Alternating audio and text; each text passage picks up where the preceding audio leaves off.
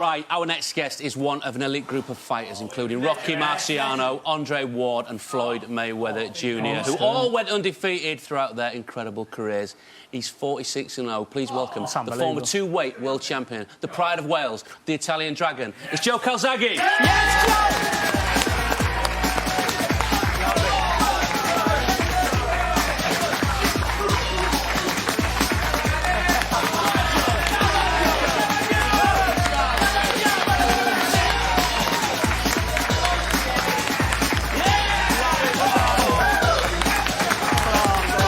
Joe!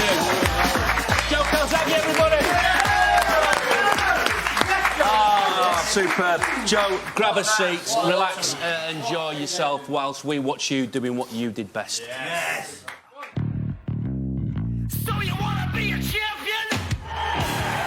What a win for Joe Calzaghe! How impressive was that? Well, he wanted to make a statement, and didn't he just do it? Joe Calzaghe in sizzling style! Dazzling hand speed. It is a stormer.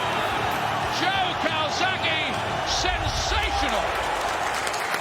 Wow. Amazing, Watching that back, Joe. Do you miss it? Yeah, I used to miss it, a long time ago now, but it's great to look back, and see some of them fights. Yeah, but it was a good ride. You retired in 2009, I think I'm right in saying. Yeah, that's correct. Yeah. But you are returning to boxing, aren't you? Yeah, I'm returning on the safe side of the ropes. I'm gonna start managing fighters.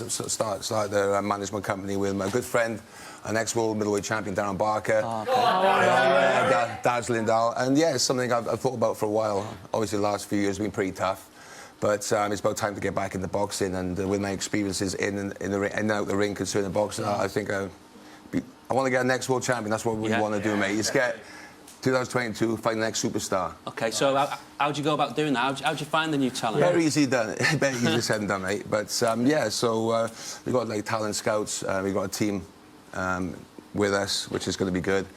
And, like I said, it's a good ride I'm going to go on. And I'm looking forward to finding some, like I said, exceptionally talented fighters, but also ones who are dedicated and focused and want to do it. That's a big part of it, isn't it? Of course it is, because, talent is not enough. It's finding the whole package, which is not just the boxing skills, the ability, but also obviously the dedication. Outside the ring. Dedication outside the ring, which is probably tougher than a lot of stuff. Well, so with football, isn't it? They can have the talent, but they've got to be the right personality. They've got to have the right personality. Part of it, Yeah. Is there anything you've learned as a fighter that you think kind of will stand you in good stead in terms of management? Yeah, well, of course, because, at the end of the day, I was world champion over 10 years, so I've been involved with negotiations and obviously the politics of boxing. I've seen both sides, so I've been inside the ring, but obviously dealing with the situations outside of the ring. And I think with my experience and with Darren's experience, we'll be, ex-champions doing the best for future champions. Yeah, absolutely. Incredible career, 46 fights, 46 wins, two-weight division world champion. Fought the likes of Chris Eubank, Roy Jones Jr., Bernard Hopkins. What do you say is your greatest achievement in boxing, Joe? No, that's tough. 21 world title defence. I suppose if I have to break it down, beating Chris Eubank in '97. Well, I was on his show a week after with Emmy Lasky, actually, so that's how old I am. Yeah, 97, October '97, guys. But beating Chris Eubank, and I was WBO champion for 9 years.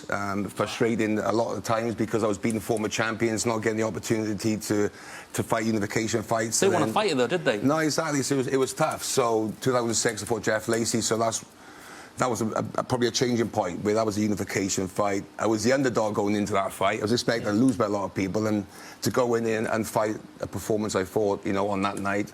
And I suppose I ended my career with Mick Kessler unification fights, going to America, fighting Hopkins in Vegas, and finishing off at Madison Square Garden, New York. So I basically finished on my own terms, the way I wanted to finish. Thank God I got it in the end. Thank you, guys. You talked about dedication outside the ring. Did you enjoy training? Because boxing training is tough. Did you enjoy it, or was there days when you're like, this is a slog? Of course, sometimes it's the loneliest sport in the world. You have to get up in the morning yourself and go for that run. You can't cut corners, and you cheat yourself. So one thing I did was, with my father Enzo, we made sure, obviously, we always trained meticulously, and one thing always stuck in my head is always train like a challenger, not like a champion. You know, so to have longevity as a world champion, you have to always stay dedicated. Don't let your ego get in the way, and realise that anybody in that other corner is there to beat you. You know, absolutely. so it's always about keeping that focus, keeping that dedication, which is tough. You know, fight after fight. You know, so I enjoyed it. You fought some incredible fighters. If you had to pick one, who was the hardest, toughest fight? Well, that's the thing. The toughest fight was the Chris Eubank fight. Now the reason is I knocked 19 out of 20 opponents out before I fought Chris Eubank, and I grew up watching Eubank, Ben Collins, and Collins was supposed to be the champion. He quit 2 weeks before. Eubank was boxing on the same card, so when I decided I was going to fight Chris Eubank, to be honest, I was more nervous of Eubank because he's very unpredictable, you know, and he's dangerous, as we've seen in the past, you know.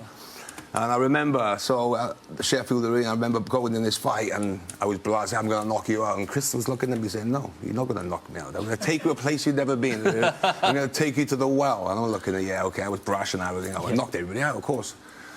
Come first round, like I said, I dropped him in the first 15 seconds. First left hook, and I'm thinking to myself, I told everybody, you know, Eubank, what's this all about? I'm going to knock him out. Anyway, come round 5, round 6. I'm sort of gassing, and then it's nothing more disheartening than seeing Eubank do his little.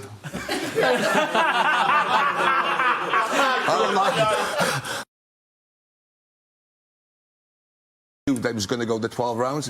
But that was the best experience ever, doing 12 hard rounds that I've never done against a warrior like Chris Eubank, and that put me in good stead, obviously for my other defences. But yeah, it was a tough night, and I thank Chris for that. Really. For our experience, and mutual respect with Chris, we get on, and it was a tough, good fight. Just very quickly, because you know when you're in it, when you're fighting fighters, when you're boxing, you know you can't really be friends with people. Afterwards, do you have friendship with any of these guys? Yeah, some. Yeah, I met Jeff Lacey. That's a bit of a sad story, really. Sort of his career and his life went downhill a bit after my fight.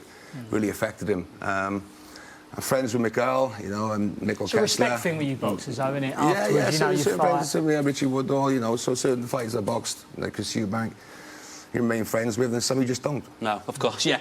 Most of them you don't. When did you last kick a football, Joe?